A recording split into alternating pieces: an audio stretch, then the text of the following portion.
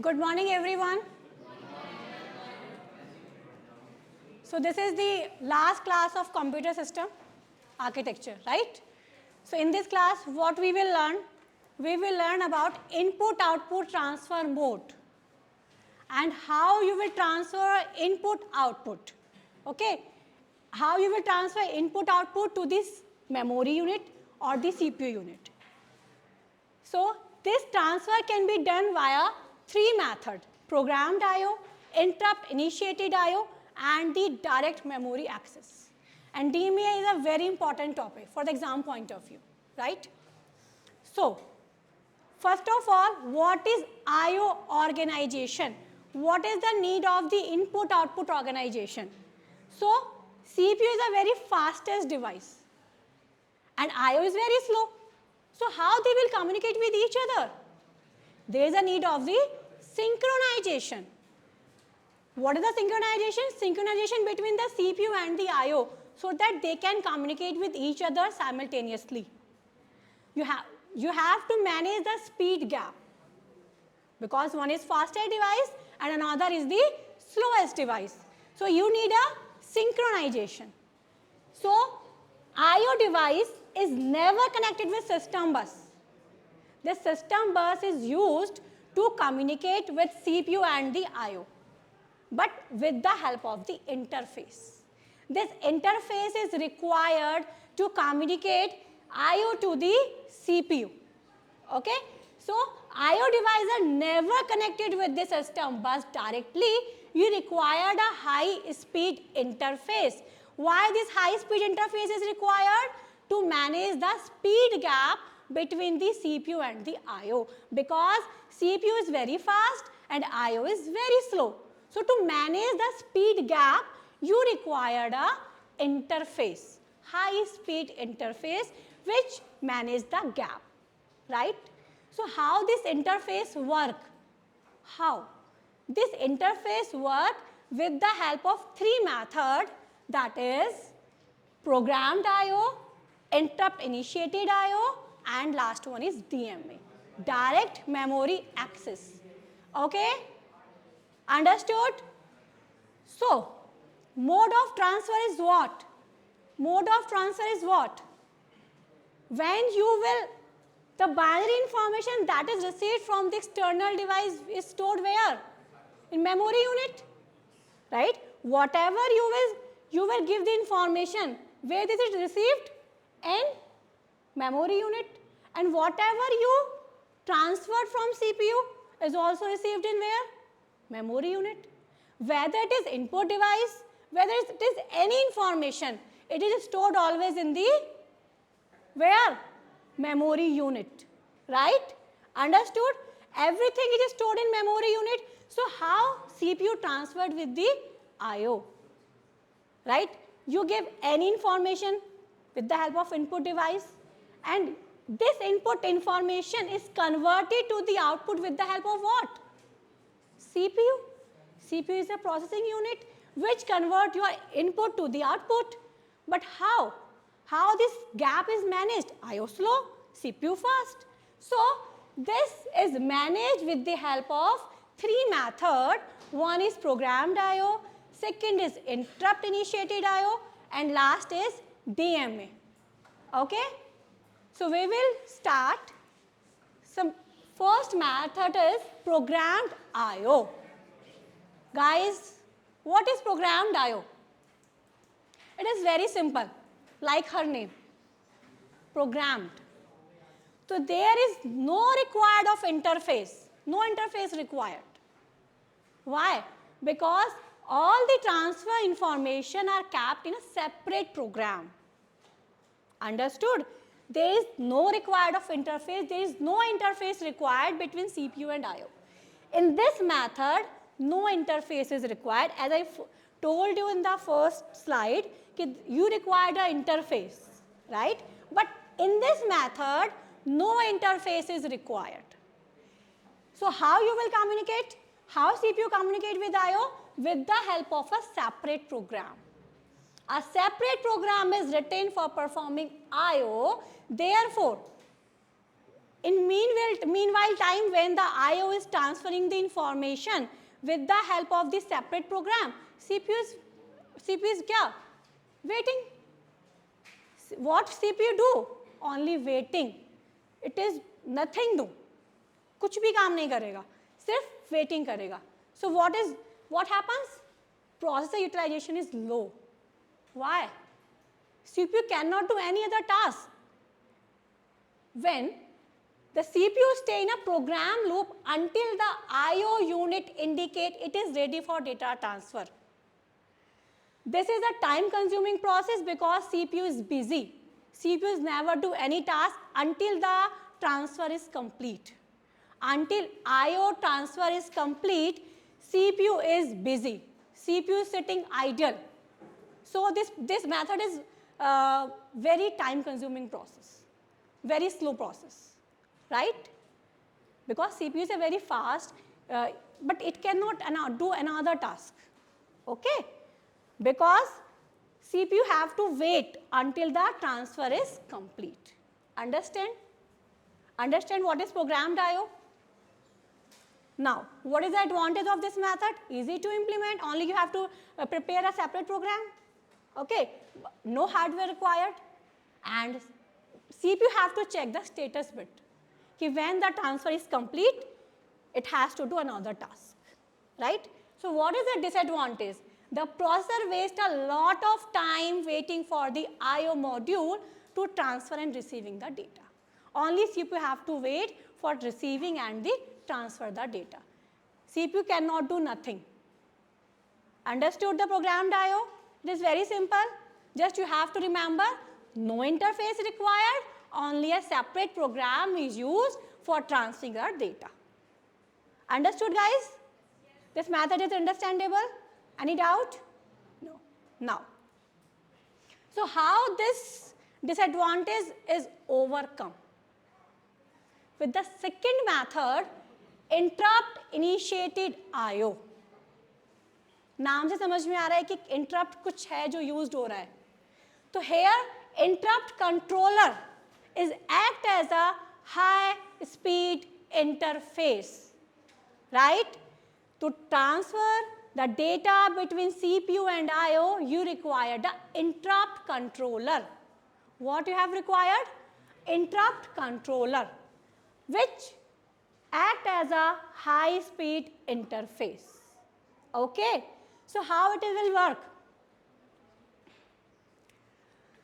When the CPU perform read operation from the I/O device, that program is ready.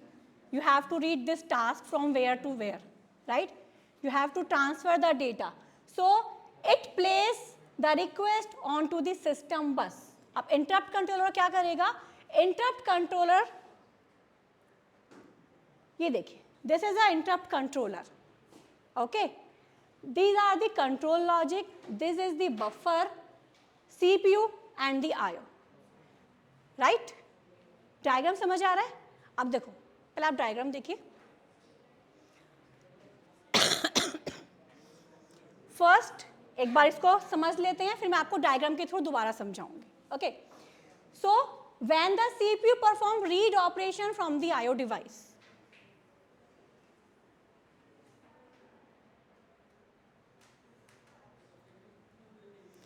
when the CPU perform read operation from the I/O device, it plays the request onto the system bus, and the interrupt controller control logic interpret the address where your data is stored. What is the address where you will have to find the information, and enable the respective device for the operation, right?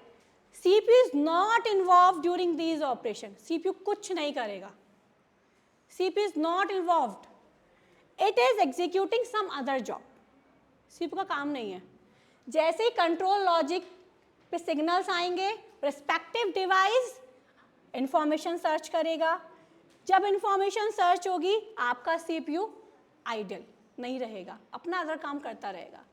When after preparing the data, I/O device transfer the information into the buffer. Okay, so what happened? When Interrupt controller initiate the request. Control logic signals indicate where our data is stored, where is the address, right? And meanwhile the data is prepared, it is stored in the buffer.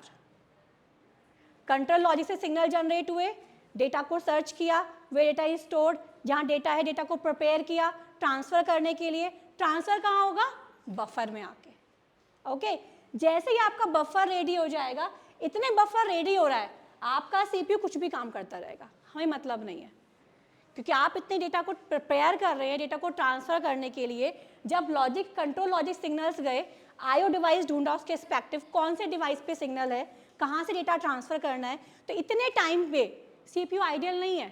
पिछले वाले system में क्या था programme diagram में, वो ideal बैठा था, but अब आइडियल नहीं है. सीपीयू अपना कोई भी काम कर सकता है. जब डेटा प्रिपेयर हो जाएगा, बफर में आके स्टोर हो जाएगा, now you have to give the information to CPU that you request कि you have to when the data is ready, interrupt controller enable the INTR pin. कौन से पिन? INTR, interrupt request pin. आप request करोगे CPU से interrupt controller के through कि आपका डेटा प्रिपेयर हो गया है ट्रांसफर के लिए, now please transfer my data. Okay so when the INTA is sent by the CPU, CPU क्या करेगा? INTA इंटरप्ट की एक्नॉलेज्ड देगा. INTA का मतलब क्या है यहाँ पे? एक्नॉलेज्ड. एक्नॉलेज करेगा कि आवर डेटा कि now I am ready to transfer the data. Okay, the buffer data is placed onto the data line so that CPU can read it. Process समझ आई? Again समझो. सबसे पहले क्या था? CPU को information read करनी थी with the help of IO. तो उसने क्या किया? Signals control logic के through respective IO device को signal send किए कि which IO device is ready to transfer the data. ठीक है, सर्च करेगा वो एड्रेस के थ्रू, कंट्रोल लॉजिक जो भी उसको मिलेंगे उसके through IO respective IO device को इन्फॉर्म करेगा कि हमें ये डेटा ट्रांसफर करना है. मीनवाइल डेटा सर्च हो रहा है, डेटा प्रिपेयर हो रहा है, तो डेटा जब तक ट्रांसफर होगा, प्रिपेयर होने के बाद, ट्रांसफर नहीं हुआ, सिर्फ प्रिपेयर हो रहा है, सर्च हो रहा है, वो कहाँ पे जाके स्टोर हो जाएगा? बफर में. बफर में स्टोर हो गया एंड आफ्टर स्टोरिंग, बफर जब बिल्कुल कंप्लीट हो जाएगा तब सीपीयू के पास इंफॉर्मेशन जाएगी कि INTR पिन के थ्रू रिक्वेस्ट करेगा सीपीयू को कि सीपीयू हमारा डेटा रेडी है, we want to transfer the data. जब रेडी हो जाएगा, जब सीपीयू फ्री होगा तो क्या करेगा? INTA पिन के थ्रू एक्नॉलेज करेगा कि now you can transfer the data. Understood the whole process of interrupt controller? समझ आया डायग्राम के थ्रू कैसे डेटा ट्रांसफर हो रहा है? अब इसमें फ़ायदा क्या हुआ? जब आपका डेटा प्रिपेयर हो रहा था, सीपीयू अपना अनदर टास्क कर रहा था, सीपीयू का टाइम वेस्ट नहीं हुआ, यूटिलाइजेशन स्लो नहीं हुआ. Understood? So what is the advantage? Faster and more efficient then programmed IO. Second thing, less hardware support is required and CPU does not have to periodically check the status bit because if CPU has to do another task. Okay, so what is the disadvantage? Difficult to implement. You have to implement the interrupt controller, right? And support required from underlying hardware and the operating system. Understood?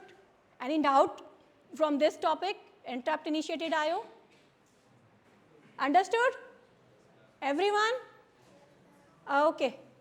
Now, the last topic is DMA. Very important topic. नाम क्या है इसका? Full form क्या है? Direct memory access. नाम से क्या समझ आ रहा है? डायरेक्ट आप मेमोरी को एक्सेस करोगे without involvement of the CPU. Here no CPU is required. You have directly communicate IO to the memory because all data is stored where? In memory. So here your IO is directly communicate with the memory with the help of DMA controller. In last method, interrupt controller is required, and in this method, DMA controller is required. Okay, so this is the process of DMA. So first we will understand the topic, then after that again we will discuss with the diagram. So what is the DMA? DMA controller is a module which is directly communicated with the system bus. Directly communicate. Okay. The objective of DMA controller is that it transfers the data from IO to main memory without CPU involvement. This is very important line. Without CPU involvement, you will transfer the input-output data to the memory. Understood? So how this has happened? DMA initiation is done by CPU by sending the request to DMA controller. So firstly, you have to send the request. DMA initiate the request कि where you want to send the data. What is the IO address?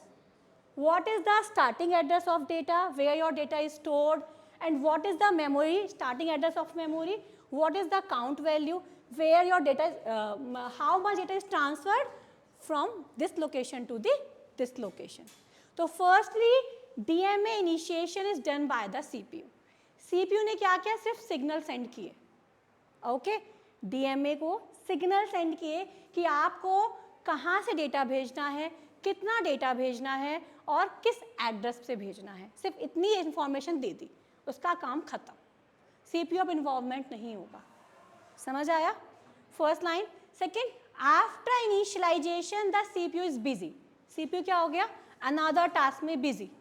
कोई मतलब नहीं है उसे किसी काम से, उसे ट्रांसफर से मतलब नहीं है. उसने सिर्फ इतना बताया कि कौन सी इन्फॉर्मेशन, कौन सा प्रोग्राम आपको ट्रांसफर करना है, कौन से प्रोग्राम को, इन्फॉर्मेशन को आपको रीड करना है, कहाँ पर वो स्टोर्ड है, इतना बता दिया. After that DMA controller will send the DMA request to the respective device. Now the task is start from the DMA controller. DMA controller is send the request to the respective device. जहाँ पर आपका data है उस respective device पे आपकी request को DMA send करेगा. ठीक, सिंपल सी बात. Then that time required to prepare the data, जितना टाइम आपके डेटा को प्रिपेयर करने में लगेगा, सर्च करने में लगेगा, फाइंड करने में लगेगा, उसको हमने डिनोट किया है एक्स से. Right? After preparing the data, IO device send the DMA acknowledgement to the DMA controller. When your data is complete, your data is finished, your data is prepared, what? IO device send the DMA acknowledgement that our data is prepared. Acknowledge कर दिया कि जो आपको data चाहिए था वो prepare हो चुका है. Now, what happened? After receiving the DMA acknowledgement, the DMA controller send the whole signal to the processor to gain the control of the bus. अब क्या हुआ? आपको डेटा चाहिए था, DMA कंट्रोलर ने रिक्वेस्ट करी, इतने आपका डेटा सर्च हुआ, प्रिपेयर हुआ, उस टाइम को हमने एक्स बोला. जब डेटा प्रिपेयर हो गया, प्रिपेयर करने के बाद आपने एक्नॉलेज कर दिया कि डेटा प्रिपेयर हो चुका है, अब आपको सेंड करना है, ट्रांसफ़र करना है. तो आप CPU से रिक्वेस्ट करोगे कि उसे पूरी की पूरी पावर दे दे, क्योंकि CPU को तो इन्वॉल्व करना ही नहीं है, हमें उससे पावर मांगनी है. राइट? तो when the CPU is free, ऐसा नहीं है कि आपने बोला और CPU ने आपको एक्सेस दे दिया. नो, जब CPU फ्री होगा, when the CPU is free, it respond to the hold signal कि अब आप होल्ड कर सकते हो. Now you can transfer the data when CPU is free. With HLDA, hold acknowledged by placing its bus in high impedance state, that means CPU release the control of the bus. Now CPU is doing nothing. In this time CPU is doing nothing and DMA controller become master. समझ आया? आया समझ? जब data prepare हो रहा था CPU अपना काम कर रहा था. जब डेटा प्रिपेयर होके सेव्ड हो गया, उसने रिक्वेस्ट बोली CPU को कि मुझे डेटा सेंड करना है, मुझे अपना एक्सेस दे दो. तो जब CPU फ्री है, कोई काम नहीं कर रहा, उसने DMA कंट्रोलर को मास्टर बना दिया कि now you can send the data. तो now data is transferred from the IO device to the memory with the high rate. Understood? Process समझ आ रही है? So that data transfer time is denoted by Y और इस time पर CPU block रहेगा. क्योंकि CPU अब कुछ काम ही नहीं कर सकता, उसने क्या कर दिया, DMA कंट्रोलर को मास्टर बना दिया। अब CPU का काम DMA कंट्रोलर कर रहा है, समझ आया? And after the operation DMA controller re-establish the connection between CPU and DMA controller। ऐसा नहीं कि अब CPU DMA controller मास्टर बन गया तो CPU कुछ काम ही नहीं करेगा, जैसे उसका ट्रांसफर कंप्लीट हुआ वापस से कनेक्शन बन जाएंगे, वापस से DMA कंट्रोलर अपनी जगह पर होगा, CPU अगेन अपना एक्सेस ले लेगा। तो ये पूरा प्रोसेस है DMA कंट्रोलर का, समझ आया? अब डायग्राम से समझो। सबसे पहले CPU ने रिक्वेस्ट करी, राइट? CPU ने रिक्वेस्ट करी कि भाई डेटा ट्रांसफ़र करना है, तो कंट्रोल लॉजिक के थ्रू DMA ने रिक्वेस्ट करी रेस्पेक्टिव डिवाइस को कि ये डिवाइस के थ्रू आपको डेटा भेजना है, उस डिवाइस को रेडी कर दीजिए। जब डिवाइस आपका रेडी हो जाएगा, DMA के थ्रू एक्नॉलेजमेंट आ जाएगा कि आपका डेटा प्रिपेयर हो चुका है ना, यू कैन ट्रांसफ़र। इतना डेटा प्रिपेयर हुआ, आपने उसे बफर में सेव कर दिया, ओके? अब जब बफर में सेव किया, आपने प्रोसेसर को रिक्वेस्ट डाली कि now you want the access of the CPU। Hold, बस रिक्वेस्ट होल्ड करी, होल्ड करने के बाद एक्नॉलेजमेंट भेजा कि CPU फ्री है। जब CPU फ्री हुआ, DMA कंट्रोलर आपका मास्टर बन गया, आपने डेटा ट्रांसफ़र कर दिया। जब डेटा ट्रांसफ़र हो गया, उसके बाद क्या हुआ, अगेन DMA कंट्रोलर अपनी जगह पे, CPU को अगेन आपने उसका एक्सेस दे दिया। जो टाइम आपका प्रिपेयर करने में यूज होता है उसको हमने X से डिनोट किया, जो टाइम ट्रांसफ़र करने में यूज होता है उसको हमने Y से डिनोट किया। जब आपका डेटा ट्रांसफ़र होगा, CPU ब्लॉक रहेगा, जब आपका डेटा प्रिपेयर होगा, CPU आपका एक्टिव रहेगा। समझ आया सबको? Any doubt? अब ट्रांसफ़र करने के भी दो तरीके हैं। ये तो हमने समझ लिया कि DMA कैसे काम करता है, प्रोसेस हमने समझ ली, बट कैसे DMA आपका ट्रांसफ़र करेगा, हाउ, इसके दो तरीके हैं, बर्स्ट मोड या cycle stealing mode. Mode vary by how the DMA controller determine when to transfer data, but the actual data transfer process is same for all the node। Transfer की process तो same है, but किस तरीके से data transfer करना है उसके दो तरीके हैं। एक तो है बर्स्ट मोड। बर्स्ट मोड का मतलब क्या है, जब आपने एक्सेस लिया, पूरा का पूरा एक साथ भेज दिया, आपको अगेन वेट नहीं करना कि अगेन CPU फ्री होगा, फिर आपको एक्सेस देगा, फिर आप ट्रांसफ़र करोगे, नो। जैसे ही आपको एक्सेस मिला, आप DMA कंट्रोलर मास्टर बना, होल डेटा आपने एक साथ सेंड कर दिया। अब आपका डेटा बड़ा है तो CPU को वेट करना पड़ेगा। समझ आया? बर्स्ट मोड मतलब एक साथ, जैसे बम्बार्डमेंट होता है उस तरीके से। So entire block of data is transferred in one continuous sequence. लगातार एक साथ आपको पूरा का पूरा डेटा ट्रांसफर करना है, right? Once the DMA controller is granted access to the system bus by the CPU, it transfers all byte of data in the data block before releasing control of the system, bus back to the CPU। वापस देने से पहले you have to transfer all the data। Understood? What is the burst mode? Simple सी बात, you have to transfer all the data in a one continuous manner, right? इसका loss क्या होगा? CPU को idol रहना पड़ सकता है ना, डेटा आपका ज़्यादा हुआ तो लंबे समय तक आपको CPU को वेट करना पड़ेगा, ये इसके डिसएडवांटेज है। अब साइकिल स्टीलिंग मोड क्या है? स्टीलिंग मतलब कुछ स्टील करना साइकिल को। तो जब CPU आइडल होगा, आपने डेटा भेज दिया, CPU को कुछ काम आ गया, वापस गेन दे दिया, वापस रिलीज कर दिया, फिर CPU आइडल हुआ, फिर डेटा भेज दिया। तो जब जब CPU आइडल होगा, then you have to transfer the data. मतलब साइकिल को स्टील करना है, ऐसा नहीं लगातार डेटा भेजे जा रहे हैं, भेजे जा रहे हैं, no. So in cycle stealing mode, DMA controller is taking the advantage of ideal CPU cycle। When the CPU is idle, you have to take the advantage, you have to transfer the data। समझ आया? Cycle stealing का मतलब समझ आया कि लगातार नहीं भेज सकते हम। जब CPU आइडल बैठा है, उसने आपको गेन दे दिया DMA कंट्रोलर को, जब उसको फिर दोबारा से कोई टास्क आ गया, वापस ले लिया उसने गेन, है ना? तो मतलब हमने टाइम को यूटिलाइज किया, लगातार कंटिन्यूसली ना भेज के। When the CPU is idle, when the CPU cycle to send the data from IO device to memory, that means In one stolen cycle, one word data is transferred. Understood? So, percentage of time CPU is busy. CPU कितने time busy रहेगा? जितने time आपका data prepare होगा. तो x divide by x plus y. This is the preparation time, this is the transfer time. So x divided by x plus y into 100. And at what percentage of time CPU is blocked? When your data is transferred. And data transfer time is what? Y. So y divide x plus y into the 100. समझ आया? Now, this is the summary of DMA. Advantage of DMA is what?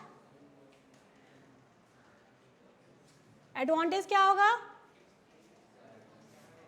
Without CPU involvement, you transfer the data, right? So computer system performance is improved by DMA, by direct transfer of data between the memory and the I/O without involvement of the CPU.